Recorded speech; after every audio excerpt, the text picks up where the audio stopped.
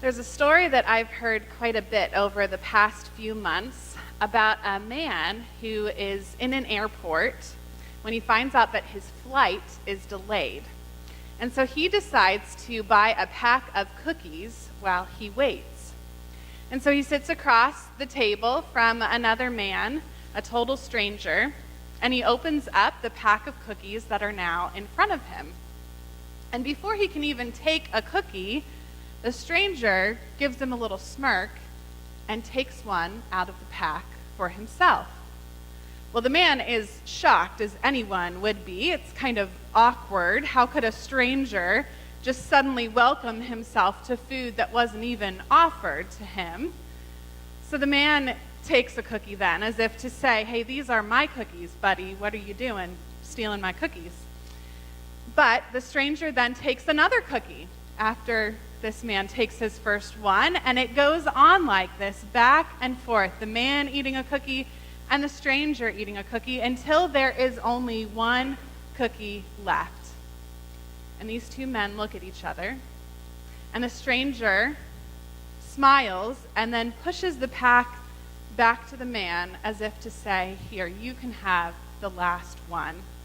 And so the man takes the last cookie, still astonished that this stranger would feel so entitled. And so the stranger gets up to leave, and before long, the man's flight gets ready to board. So he looks down to grab his bag, and there on the top of his bag sits his own pack of cookies that he had bought. So all of this time, while he thought a stranger was stealing from him, he, in fact, was the one helping himself to something that was not his. I wonder if you have anyone in your life who is like the stranger in this story, someone who doesn't sweat the small stuff, who lives their life with open hands and an open heart. Perhaps you already strive to live your life in this way. But when was the last time that your heart was so full of so much gratitude that you just didn't care too much about what you had or what you didn't have? Today is the last Sunday in our sermon series on prayer. And this month of November, we've explored the prayers of wow, help, sorry, and today, though I feel it is totally cliche, only 3 days after Thanksgiving, we will be talking about the prayer of thanks. Throughout this series, we've spent a lot of time in the book of Psalms because it's filled with writings that could be considered prayers to God. The Psalms are raw and real, and they help to give words to our own emotions as well.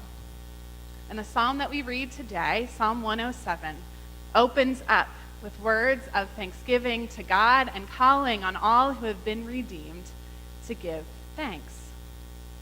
And then we see 3 stanzas or vignettes that express how God has redeemed. In the first one, it talks about people wandering in the desert, hungry and thirsty.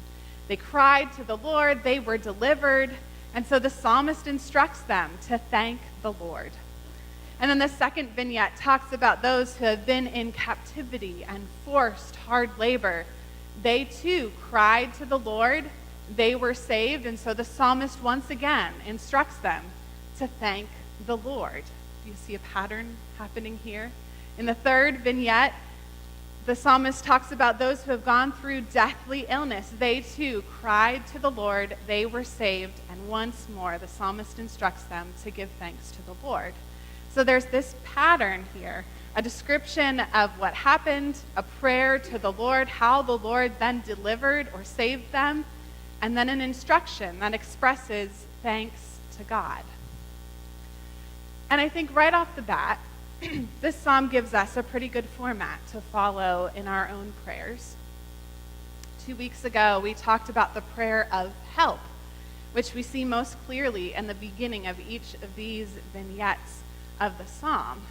And so using the structure we see here, we find that when we face those times where we desperately need God to intervene, we cry out for help, We can count on God then to save us in our times of need.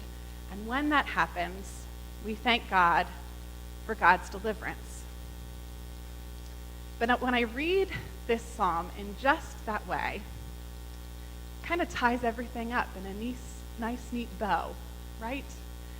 And that doesn't quite sit well with me always, because life isn't like that. Things aren't always tied up in a nice, neat bow all the time. And I don't think God always works like that either. I have prayed countless prayers, as I'm sure you have too, of help, in which God has not intervened in the way that I had hoped. Just in the past few years, my mom's cousin, and also then the father of one of my good friends in college, both died of cancer very quickly while their children were still young adults. Brokenness has happened in my family on a number of different levels, and I have prayed for restoration, for people to stay together, and things haven't worked out the way that I had hoped. And I've witnessed a number of people, some of my own parishioners, some who are friends, who have turned away from the church because they've been hurt by people in the church, or they feel betrayed by God, and God has not, at least not yet, answered my prayers for them to find healing and wholeness and love in a faith community. We may go through absolute seasons of despair, not sure how or when or if we will see the light. And in those times, it is so difficult to pray thanks. It's so difficult to be filled with gratitude when we feel as if there is nothing for which to give thanks, when we feel no redemption at all. But in all of those trials, in all of those seasons of despair, when I look back, I realize that God has never left me or anyone. Prayers may not be answered in quite the way that we want them to be, but God never completely disappears. And maybe that's where the prayer of thanks begins. One of my professors in seminary, her name is Denise Domkowski Hopkins. She wrote a book on the Psalms and what they have to teach us. And she uses her own experience of her brother's death when she was younger to share how the Psalms have brought her healing. And she calls those experiences of despair and heartache pit experiences. And so she writes about this movement from the pit experiences to gratitude. She says this: although each of us is different and does not move out of disorientation according to some set schedule, the hope is that we do move into new orientation. And this movement does not mean a return to the orientation before the pit experience. Rather, we come to a different place on the circle or the spiral of the life of faith. New orientation as a surprising gift from God means that we can live with the pain of the pit experience so that it doesn't overwhelm or incapacitate us. We can once again smile and rejoice over the gift and beauty of life. We respond in awe and thanksgiving, gratitude and wonder over such a gift. And we feel compelled to tell the story of the reversal of our circumstances to anyone who will listen. And that's what's going on in this psalm here. It helps us to learn how to pray thanks because it reminds us of how God has delivered God's people in the past. And it doesn't mean that we won't go through seasons of heartache and trials and pain, and it doesn't mean that God will save us in the exact way that we hope to be saved. But it does mean that God will never leave our side. And it does mean that God will help us in this new orientation, bringing us to a new perspective and a new life of gratitude. I so often think our move from help to thanks comes easier than through the stories of others. On my first Sunday here, I believe it was, I shared with all of you about a fire accident that I was in during high school. And after a night at Holy Spirit Hospital in Camp Hill, I was taken to Johns Hopkins Medical Center to receive treatment in their burn unit. And the EMT driver, or the person that was in the ambulance with me for that ride, took me into the waiting room at Johns Hopkins with my family. And while we were waiting, he decided to share with me his experience as a firefighter. He said that he had experienced a lot of different burns, similar and even worse to what I was experiencing. He told me how painful it was going to be, how it would probably be the worst pain that I had ever experienced. But he said that I would get through it. And he showed me some of his own scars from skin grafts that he had endured on his hands and on his arms. And he assured me that it would be okay, that I would get through it. And remembering his story and how he made it through gave me strength then in the very painful week that I had at Johns Hopkins in those treatments. And then later, when I was home, I received a letter from a massage therapist, a stranger that I didn't know at all, but she was the massage therapist of a woman at my church, and so she had heard my story from her client, and she felt compelled to write me her story. She was also in some type of accident that gave her severe burns on her hands.